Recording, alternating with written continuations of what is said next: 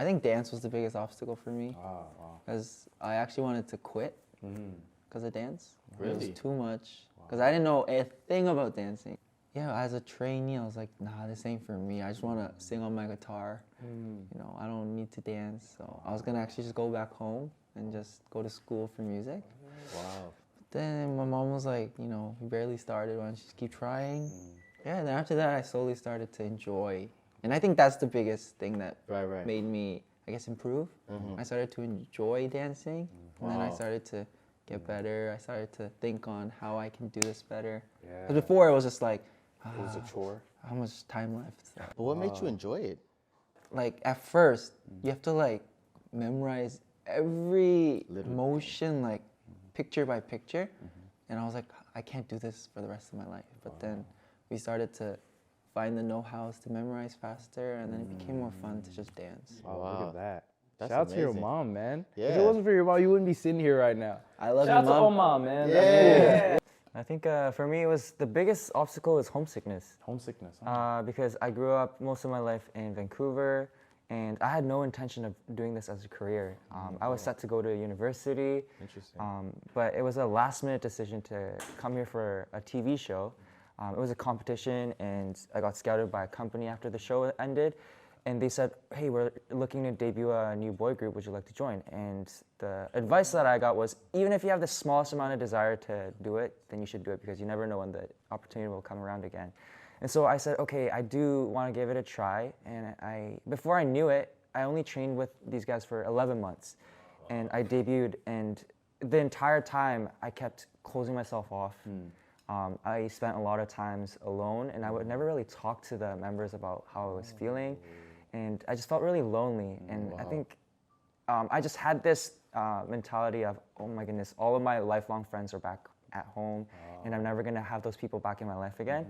But I think over time, as we made albums together and performed together, I slowly opened up to them, and they were just warm enough to welcome me in. That's beautiful. And now I can say that, home is where the heart is. Home is where the heart is. Heart is with the boys. Yeah! Hey, that's a bar. I actually wrote a song called 604. It's an area code for Vancouver. Okay. I wrote it when I was homesick, but I told myself I'm not gonna release this until I get over this homesickness. And so it's I released not it. released? Oh, wow. I did release it last year. Last year? Wow, that's amazing. Damn, that's deep, That's man. so deep, bro. Look I at love you. that, bro. 11 months, and now it feels like you guys like known each other for life. Yeah. That's what it feels like. That's dope. And for me, my story's kind of similar to Kevin too. Kind of miss playing baseball. I used to be a baseball player back in LA. Okay. You want to go pro? I wanted to, but then I knew I wouldn't make it, to be honest, because of, how small I am, and and I feel like I wasn't too great. I wasn't standing out as much as other, great baseball players around me back in high school, middle school, and all that. When I was a trainee, and even after my debut, I missed just being on the field, wearing my uniform. I missed it so much that I wanted to play baseball, like right now, I want to run on the field, swing that bat, throw a baseball. That's great. So I think that kind of made me miss my, back old days. I've never got a chance to, experience like prom or homecoming. I came to Korea when I was in freshman in high school. Yeah. And I've only experienced like my high school for like 2 months. And I came back to Korea. I think the first thing we bonded over, or I don't know about you, but the first thing I remember is we bonded over spits, like the sunflower seeds. Oh, yes. The sunflower seeds? Yeah. I was like, wait a minute. I like that one. I don't really eat it that much. Baseball guy, right? Baseball, yes. You're right. Yeah. I had it all the time in Canada. I think that was one of our that's first cool. like conversations where you're like, hey. Yeah. Wait, so like Kevin, you mentioned like how like it took you a while to come into the really come into the group, right? Yeah. Like who was the one that like kind of Reeled you in the most? To be honest, I can't really pick anybody, but I blame that on myself because I didn't really let anybody in. Oh, okay. But I'm sure there were plenty of opportunities, but I was just not perceptive enough to let them in. I feel like I might relate to you on this one, but if you mind explaining, why do you think you didn't want to let anybody in? Well, it just felt like I kept telling myself, this is just different. This is not home. Mm-hmm. My house, my home is back in Vancouver. All the people Wow. that I know that I'm comfortable with Wow. are back in Vancouver, and they're always gonna be in Vancouver.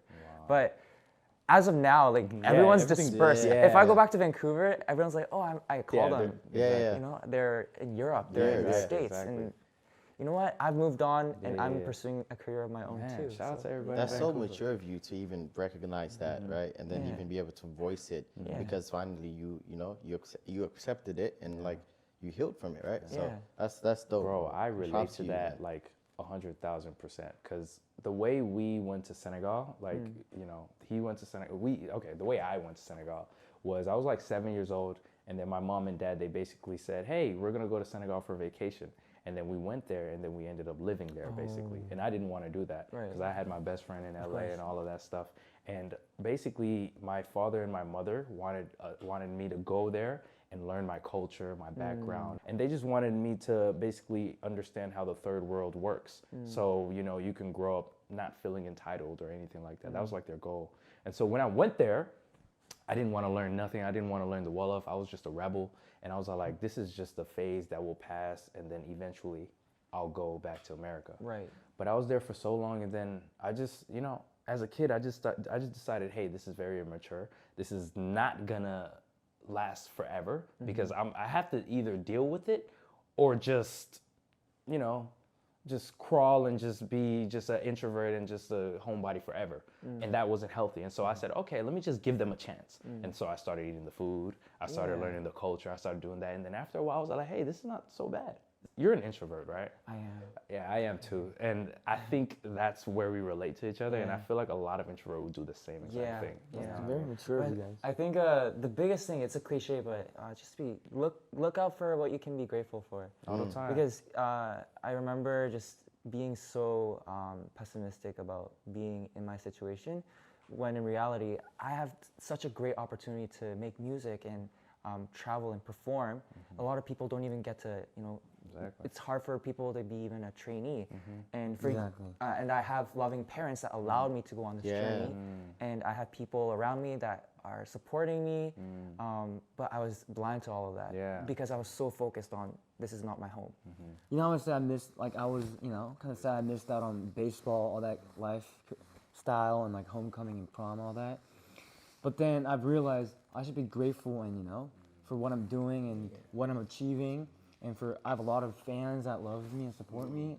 I should just work harder for the fans that, kind of made this all happen for me. Wow. That's But amazing. I feel like a lot of people are gonna be like, oh, you guys are now celebrities and now you guys are doing K-pop, you guys are idols. Like, what do you have to like complain about? But I feel like wherever you are, whatever position or how much Whatever you do, no matter the level of success, you're always Yeah. gonna have opposition. You're always gonna have your own trials, and everyone has their own Cons and pros and cons. pros and cons. And I think it's a matter of perspective about looking Bro, at the your boys are own. wise. Yeah. This is amazing. We don't get a lot of opportunities I'm to just speak in watching English. this. I'm just like, Golly. I'm really just enjoying this. I think Yo. even if you guys zoom out a bit more, you realize the amount of lives that you get to change even. Facts, Right? Like so many people probably look up to you. So many people, like you guys get them through a rut. Like you guys obviously are human, right? And you guys have these experiences, but it's much, much bigger than just the boys, right? Even a few hours ago, we just came from a fan sign, right?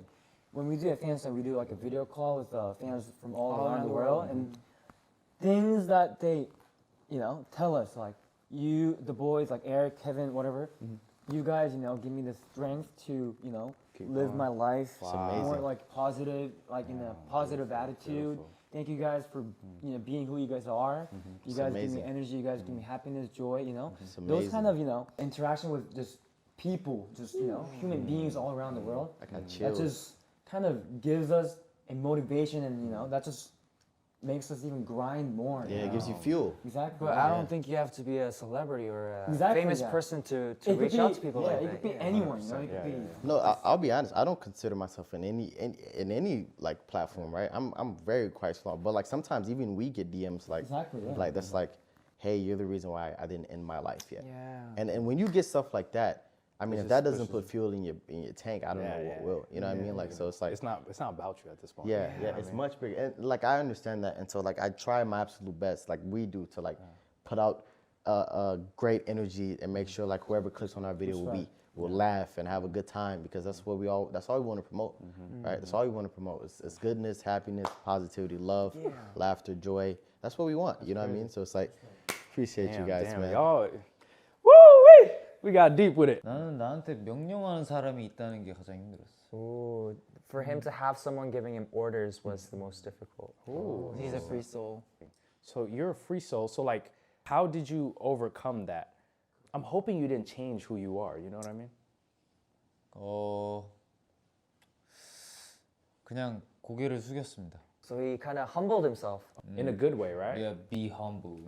So I think I've said this in another video, but it's like, I heard this quote somewhere where it said like, would you rather be at peace with yourself and at war with the world, or at peace with the world and at war with yourself? Oh, dang. There's a balance. You can find a way to find peace with everything, but there's no such thing as peace without war, regardless. And so it's almost like impossible, but I found a balance by making sure that all the decisions that I do is something that won't harm anybody else, Including yourself. including myself. So I do whatever I want. I'm a free soul, but all the actions I do is from intentions of purity. So it's not gonna do nothing to nobody. So I'm at peace with myself, but I'm also at peace with the world. Right. Yeah, I think that's what Sunny is actually doing. You're my teacher.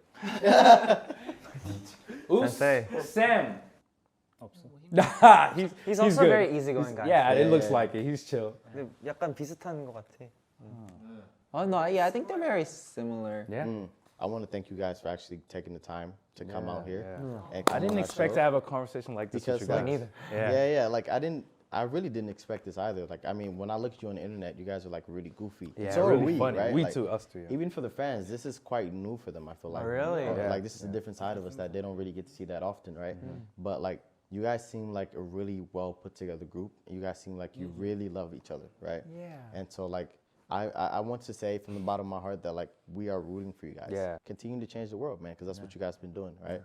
Don't Shout out. stop. Don't stop. Despite everything, just be happy. Happiness should be your North Star. It should be something that you always try to attain for and look for. You shouldn't compromise nothing that compromises the North Star, which is happiness. It's a really good metaphor, the North Star. Like you Yeah. can stray west, you can stray east, but at the end of the day, you gotta aim for Yeah. the North Star. And you from the North Side, so that works. Yeah, true North, strong and free. Yes, sir.